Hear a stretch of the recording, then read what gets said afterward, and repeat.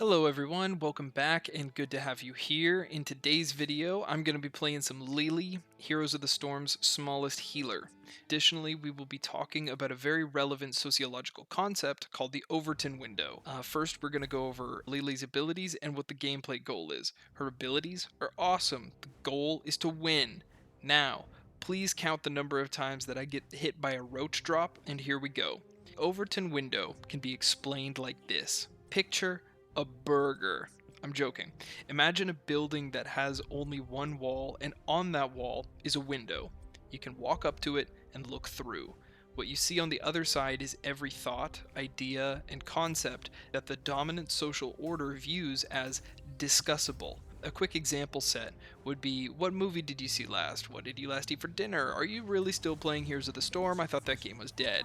These are what many would consider normal ideas. Hopefully the quotations come across, because what a dominant social order defines as normal is really defined by their relationship to the power to assert that dominance. All of us fall under this category. We're either the powerful or the powerless. The social ideas within a society are always changing, like a pool of water that ripples with each change from each person's perspective based on their relationship to power. What is displayed at one time in this pool is not the same as the moment before. Another way to summarize would be that this Overton window is fixed. The idea that it contains are not, and most of them create hierarchies within the structures of power that exist within the society. When somebody says an idea such as, "we must feed the hungry," that idea bounces off you and every other listener, and it resonates with you and all of them. Your reaction is a product of how you feel about the idea. Regardless of your reaction to an idea, once you've thought about it, any future reflection will be simpler because you have already grown accustomed to hearing it before. Our own reaction can change over time, and the way that we act on that reaction to the idea can adjust over time as well. That process is happening to every single person, every single time, for every idea, all of the time. Each person's unique life impacts how each other feels, and how the example that we said earlier of feeding the hungry and that collective pool of thoughts creates our society's Overton window. Now that that's super clear, the shifting contents of the Overton window give the observer a way to see what the society thinks about any subject. I would like to apply this to the political environment of the United States. Before 47 took office, there was already public knowledge of a document called Project 2025. This document contains exactly how a sitting US president can consolidate power from the congressional and judicial branch using legal loopholes, executive actions, and knowing that the opposition to the project would stay within the boundaries of the very laws that the project is attempting to circumvent and rewrite. The idea itself of Project 2025 is not new. White people have been consolidating their power via any means necessary for the past 1200 years or so. What does make Project 2025 remarkable is that it overtly ties together the three following interests. Number 1, capital accumulation of the wealthy. Number 2, the government's monopoly over violence. And 3, racial religious fanaticism. In other words, it's a straight, rich, racist Christian coup with the intent to deprive everyone else of their power, labor, and freedom to live. The content of the plan, being easily accessible, is intended to affect our own Overton window, prepping our thoughts to resonate and react to the ideas before they are put into place. But this isn't a one-and-done process. Disarming our brain's reactions to a straight, rich, racist coup takes time. The right to free speech, the right to dissent against the government has been teased at by lower officials multiple times, and at the current moment is very much under attack. The erasure of freedom of speech begins a lot earlier to April 16th, but we're going to start at April 16th just so that way it's the easiest to catch up. Sebastian Gorka was a guest on an interview with Rob Schmidt on the media channel Newsmax, a far-right news station. Gorka starts with a reduction of American politics by saying the following: there are only two sides in the US. Either you love America or you hate America, the latter being those who, and I quote, take the side of terrorists. And you have to ask yourself, are they technically aiding and abetting them? Because aiding and abetting terrorists is a crime in federal statute. End quote. When Gorka says terrorists, its meaning is twofold. It means both a very specific person whose situation is a critical piece in the shifting of this window as of April 16th, and also it means anyone else who could possibly fall under this category. This dual definition of terrorist is a verbal trick to get us to inherently believe that that specific person, Kilmar Abrego Garcia, is a terrorist despite the truth that has been made public. The truth is that Kilmar was removed from the US by the government and sent to his nation of birth, El Salvador, to a facility known as CCOT, due to an administrative error in believing that he was a part of a gang, MS-13. We know that to this day the government has denied, delayed, and toyed with every attempt to return him home to Maryland, where he lived under a federal protected legal status that states clearly that he cannot be sent back to El Salvador. This was set forth by a judge in 2019. As of June 6, 2025, he was returned to Maryland and now faces prosecution for alleged smuggling that he was mistakenly sent to CCOT for in the first place. This has evolved even further to this day, where now he has been sent back and denied asylum in the US again, now another court judge. Gorka pushes the Observer's Overton window in two parts by bringing up this concept of aiding and abetting terrorists. The first is a question, asking that if the side that hates America are technically aiding and abetting the terrorists. This question attempts to shift blame to anyone who would denounce the actions of the government, no matter as evidenced how unjust the law or action is to the people from whose consent the power of the government is derived from. That means you and me.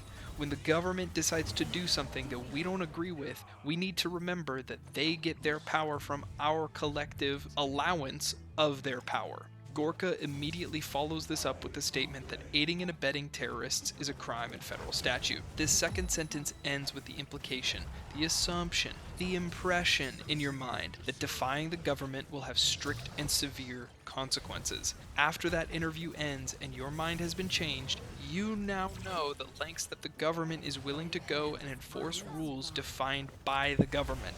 And you are now thinking about how yours and others' right of due process could be infringed on by the government. Additionally, you are now left with the second reverberation in your brain of this idea of being labeled a terrorist for speaking up against injustice. 2 weeks ago, and by the next step in doubling down on the narrative that the government can violate your First and Fourth Amendment rights, begins in two parts. The next part is that the President of the United States empowered the narrative shift by stating that Kilmar Abrego Garcia's hands were tattooed with the symbols MS-13, which was then displayed in an interview with ABC News' Terry Moran. The photo was not even altered using Photoshop. After being fact-checked multiple times by the reporter, the president proceeded to verbally attack the journalist with names and belittling him for fact-checking the president. Being downright mean aside, this has been Trump's most effective method at controlling the concept of truth, which is critical to the Overton window, when it relates to his actions. Nearly everything that he does is outside of most people's Overton window, which makes his words and actions so hard to look away from. But not like a butterfly emerging from its cocoon, more like a car crash. He spends his entire life shocking the people around him into doing what he wants, forcing their Overton windows to include his ideas. Coercion is now being applied to what we are able to perceive as truth through the monopoly of violence that the state holds over the people. Bullying on the largest stage possible and backed up with the most lethal police and military at his disposal and desire of total control. While the president whines on camera, his police are arresting citizens and immigrants and deporting them to different facilities across the world, not just inside the country. While we focus exactly on what the magician wants us to look at, we don't see that he's actually picking our pockets. By the time that we realize our pockets are being picked, we are desensitized in our reaction, and we carry on, focused on survival of ourselves. This is the great trick of fascism.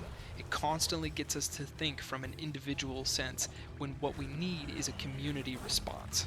Now, if I could stop there, I would, but the border czar said less than 24 hours after that interview, in a response to a journalist asking what the plan was now that judges are ruling that a majority of the deportations done by ICE in the past couple months has violated the Fourth Amendment rights of people. His chilling response was simply, "Just wait till you see what's next." Our reaction to that should be fear and anger, a government official threatening the people of the United States. Regardless though, our window is now shifted, because we know from his words that the government is not going to stop, and likely has plans to escalate its attacks on our First and Fourth Amendment rights. We now continue to May 22nd, where the White House announces that it has plans to suspend habeas corpus. This term means produce the body. Our social contract functions in a way that until you are convicted by a judge, you are innocent until proven guilty, and the state has the responsibility of proving your guilt by producing your body before a jury of your peers or an elected/appointed judge of an authority body. When habeas corpus is suspended, it means that if you are detained by an authority, then you cannot petition to be seen by a court of your peers or a judge. This means that a government agency can detain you indefinitely, wherever they want, and without the burden of needing to produce your body before a court. Naturally, this is very bad, as you do want to be seen by a judicial body if you are ever being investigated for an alleged crime, because otherwise nobody can know what happens to you. The Overton window is constantly being bombarded by fascist ideas, nullifying our response to when people start getting disappeared. You have to correlate disappearances with the suspension of habeas corpus and act accordingly. Insert 7 seconds of silence here. On August 5th, the White House made an advancement in its war against habeas corpus by going into the Library of Congress and deleting any and all paragraphs relating to the right of habeas corpus from the United States Constitution, revising our Constitution without consultation of Congress, not that Congress would have stopped it honestly, or approval of constitutionality by the judicial branch, also not that they would have stopped anything. At this point, we as the people must act as if there will be no law, no body of authority willing or able to stop the fascist infringement of the rights of the people. Insert a second 7 seconds of silence. We will continue to see cherry-picked cases such as Kilmar Abrego Garcia and others that will fit the narrative that the First and Fourth Amendment rights must be removed for some people, which a fascist will always use to consolidate their power by taking away those rights from everyone. Also, some people is a heavily coded phrase that is used to indicate often white supremacist ideology. We have to look at these things not only how they present themselves at face value, but also how are they intertwined with other interests. Getting back to part 1, corporate money is being used to back this shift in the population's Overton window, so that way they can sell a solution to both the people and the government. An example of this would be Palantir, a company named after the evil eye that Sauron uses to watch over everything in Middle-earth from the Lord of the Rings series, is currently working with the government to create a database on every documented American citizen. There will be terrible implications from the accumulation of this information, because Palantir's principal share owner is very invested in Project 2025 and the advancement of AI to automate total informational control of the United States. Providing all of that data to fascists will enable them to more effectively arrest and remove and control their fabricated threat of the weak and political dissidents who oppose them. The aristocrats get rich and the fascists get to enact their violent fantasies on the people in order to maintain a very temporary illusion of control. I feel the need to reframe my perspective about the presidency as well. This is not just about Donald Trump. This is about J.D. Vance and his political and financial sponsor Peter Thiel of Palantir. Anything that Trump is capable of getting away with, over the course of the remainder of his presidency will be carried into the next presidency, and I am confident that with Trump's failing health, oopsies, and policies getting extremely authoritarian, when the VP takes over the office of the president, he will denounce Trump's actions as that of an authoritarian in public, and yet will continue to expand at a previously unbelievable speed fascist policies that lead to the conclusion of American democracy. The goal is not to make our country great again, it is to destroy our concept of it and reality and shape it into a techno-feudalist state run by aspiring oligarch CEOs and mega corporations. Please watch Peter Thiel's interview with Ross Douthat, where Peter Thiel hesitates on if the human race as a whole even deserves to live, to give you a better understanding of the kind of person that he is. But we do deserve to live. And you don't need to hear that from me, and that definitely does not need to be questioned by a techno-feudalist oligarch. You know you deserve to live. You know it because you feel it. When you see things like a whale crashing out of the water. You feel it watching the birds fly. You feel it when a ladybug lands on your arm and when a caterpillar poops in your hand. We deserve not only to survive, but to live free from our self-imposed suffering. Not all of us know how to see it yet, but when we feel it, and soon we will be able to talk about it, and then we will believe it, that we deserve freedom that only compassion and love bring. This is why the Overton window is a vital concept to understand. Seeing through the window allows you to know how you are being changed and manipulated. You have to see beyond the illusion of race and religion. You have to see beyond the violent fascism within the government. You have to see beyond the corporate greed influencing and manipulating all the world's stolen wealth. The Overton window allows you to understand each of these pieces as both part and as whole. I'm going to leave you with this. Empires only last 250 years, and information is power. If those who maintain their power through our ignorance need us to not know how to see the world of their making, then it is a terribly fragile reality that they live in. It is inevitable that we surpass their systems of control. Thank you for listening today. If you have any readings or would like to learn more or have anything to educate me on, please leave a comment, check the description, and we will continue the process of learning together. And also, I think we won the game.